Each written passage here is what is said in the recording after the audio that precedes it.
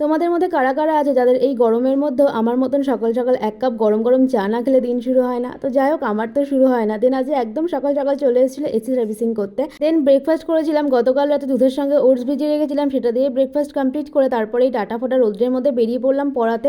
নিজেকে একদম মুড়িয়ে ঝুড়িয়ে নিয়ে যাতে রোদ আমার গায়ে না লাগতে পারে। বাইরে যা রোদ গরম, তো বাড়ি আসার সাথে সাথেই মা দিয়ে দিল এক গ্লাস আখের গুড়ের জল। তো চলো এবার তোমাদের সাথে শেয়ার করি আমি ইউস্টার থেকে আর জুডিও থেকে কী কী শপিং করেছি।